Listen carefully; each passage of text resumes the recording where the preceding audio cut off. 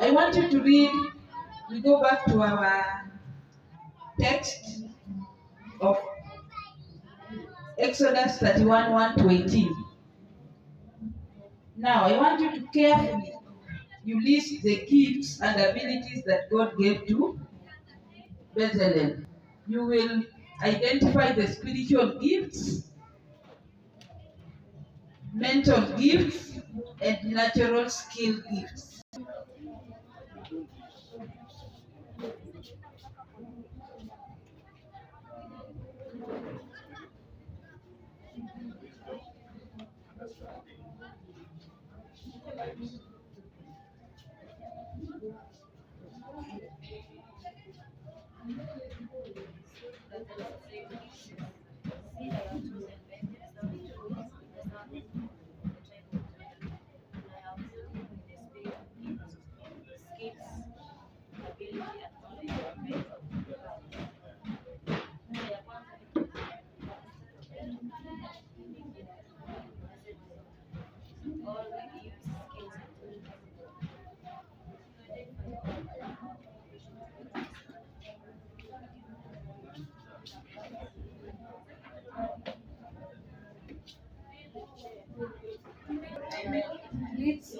These gifts and talents given to Bezalel. Number one, craft, art and design, woodwork, stone cutting, intelligence, knowledge to make anything, wisdom and understanding. Question two, we were to differentiate between the spiritual gifts, mental gifts, and natural skill gifts. So the spiritual gifts, these are the gifts that you get you you get from God, like knowledge, wisdom, and understanding. Mental gifts are like stone cutting for better, and natural skill gifts are something that you inherited from your lineage, like art and craft, design. Thank Gifts and skills that differentiate them. So the gifts, sorry, the gifts were from verse 3. I have filled him with the Spirit of God, giving him great wisdom, ability, and expertise in all kinds of crafts. He is a master of craftsman, expert in working with gold, silver, and bronze. He is skilled in engraving and mounting gemstones and in carving wood. He is a master at every craft. Now the differences. Spiritual gifts tulikuwa tumeona kaa ni wisdom and knowledge. Natural gifts tumeona ni art, craft, carving, engraving, and mounting and making garments. Then mental gifts tumeona hapo ni wisdom and understanding. Yeah. Thank you.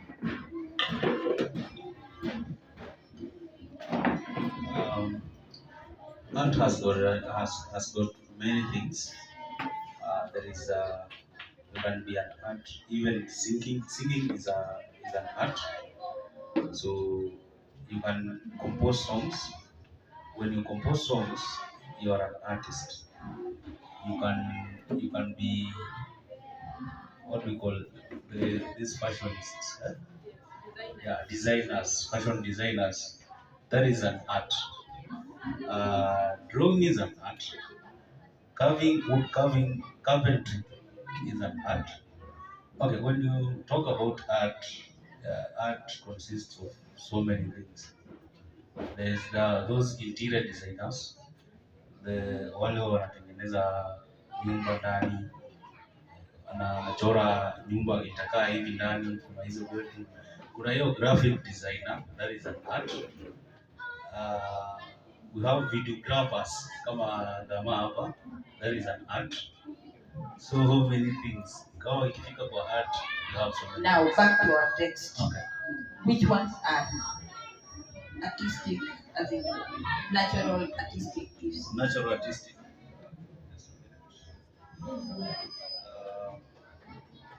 We have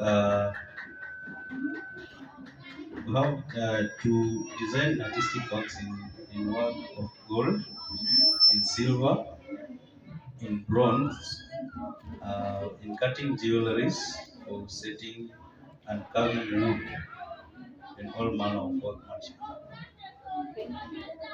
Wisdom is getting the facts right, but understanding is the separation of the facts. The knowledge is the accumulation. So once you have the power, it gives you the spirit to discern what the mental has to grasp or to understand. So the power is spiritual. It's something that's given to you by God. Then you are given some what I call ingredients. That's wisdom, understanding, and knowledge. Now you define the three words.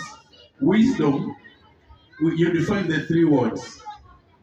Understanding, knowledge is the accumulation of facts. That's one. Number two, you go to understanding. Understanding is the separation of facts.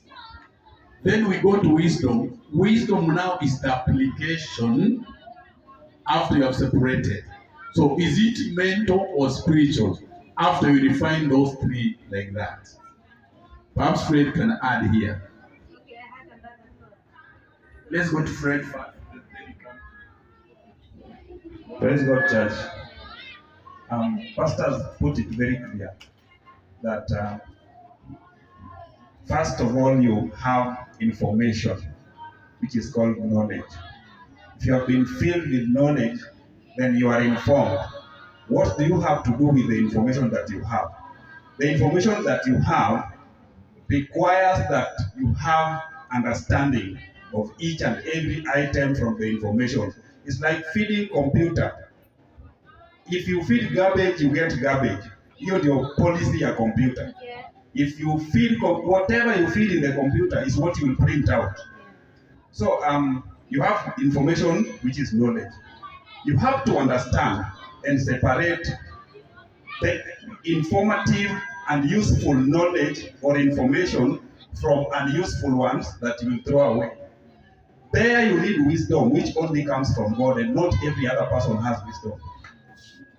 So after you have the information and knowledge, you have to get to understand. Now your understanding could be wrong. You need wisdom to get the right understanding. And that's why when Solomon was given a kingdom to lead, he never asked for wealth and money. He asked for wisdom so that he can be able to choose from what God has put in front of him to lead justly. One thing leads to another. Like God gives power, power leads to wisdom, wisdom leads to knowledge, and knowledge leads us to understanding. So they go like that. Understanding is mental.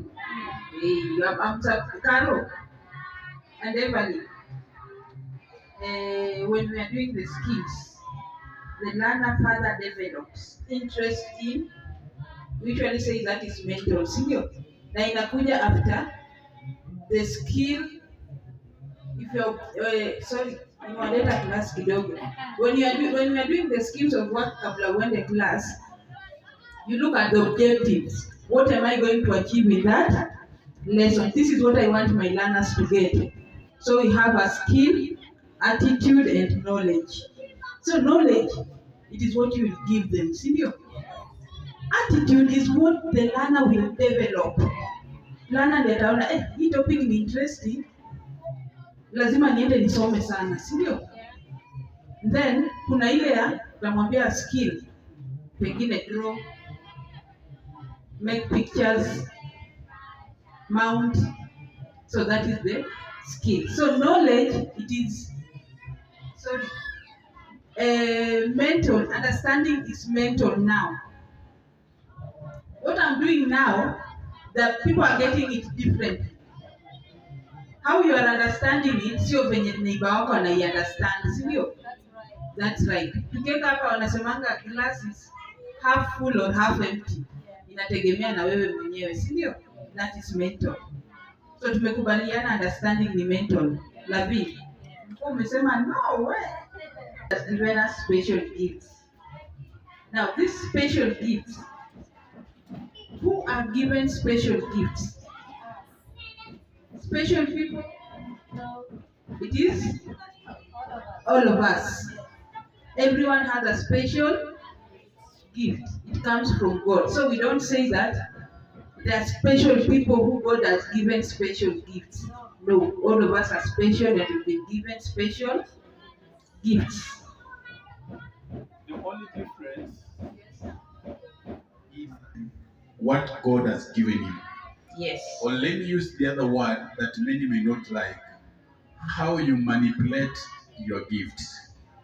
Like Brother Fred said in the kitchen, how you can manipulate ingredients in that kitchen will determine the end math of what you're making. Because God can give you a special gift and you sit on it. You don't fly it up. Paul was telling Timothy, make sure that you start up what you have been given, so that it must be seen by everybody that there's that growth in you. So God gives us, God loves us all equally, but how you are committed on what God has given you determines how successful you are in your destiny. God bless you. Thank you. Gifts. How there are people who have gifts and they don't know. True. Yes. There are people who have gifts and they don't know. Yes. Tunakubaliana hivyo? Yes. Now, how will we help them to identify their gifts? Ama wewe mwenyewe utajisaidia aje to identify your gift?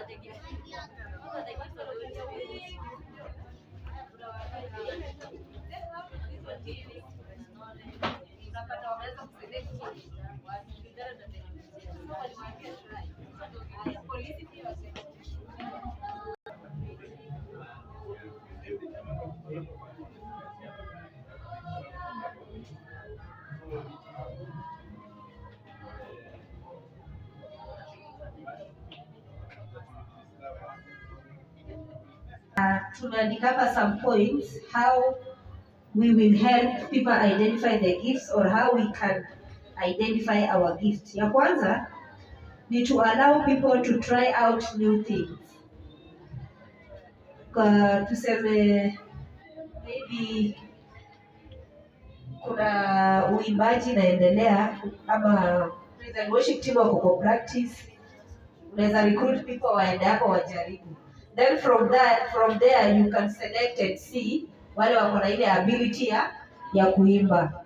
Ya pili, when you are personally pushed to do something, ama you have that passion. Sometimes personally ukikaa you are feeling like no, I should do something. Yani ile passion inakusukuma mwenyewe, unajikuta umejoin a group ama a team because you have that passion. Ya tatu, emulating and desiring to do what others are doing. Tuseme ukiona mtu ameimba vizuri, amedance vizuri, unatamani ukue kama yeye, so unaanza kusonga karibu na yeye, uone vile anadance ama vile anaimba. Ya point nyingine ni kufanya events na functions. When you do events and functions, you will realize people's abilities, what they can do well, which area they are good in. So when you do those events or functions, you can understand people's gifts. Alafu, the last one is looking at our young ones, our children. What are they strong in doing? So unaangalia watoto as they grow up, ni nini wanapenda kufanya. Sasa hiyo itafanya sisi to realize their gifts. God bless you. Thank you. So I wanted to add something shortly. We also teach about gifts, and through that, people can discover their giftings. So when you are teachable, you can discover exactly what God has created you to practice in your life. Also, you can get your gift when you are spiritually connected to spiritual people. When you realign yourself with the people of God, you may find that, for instance, you may find that I have my interpreter who is not a preacher. But when he keeps interpreting for me for a long time, at the end of the day, he'll become one of the greatest preachers around. And also listen to this. There are people that God has given the wisdom and the knowledge to identify your gift. So sometimes when you are alone, you may not discover yourself. Hang around with the people, walk with the people. Listen to this. When you open the book of First Chronicles, chapter number 12. First Chronicles, chapter number 12, verse 32. Are we there? Just want to read this one, then we conclude as group one. Wow, thank you. Let us appreciate our brother Vincent is in the house. Let us appreciate him as we want to read this. Let's appreciate this brother. He's a wonderful brother in the house. God bless you. God bless you. Thank you for commitment. Are we there, all of us? First Chronicles, chapter number 12, verse 32. Listen to this very carefully. And the children of Issachar, who were men that had understanding of times, to know what Israel ought to do, the heads of them were only 200, and all their brethren were under their command. Listen to this. There were only 200 people from the family of Issachar, but God had given them the knowledge to understand the times. And they used to advise the Israelites, and whatever they advised them to do, they used to win. What does it mean? God has given some people knowledge, the wisdom, they can identify gifts. Are we together, children of God?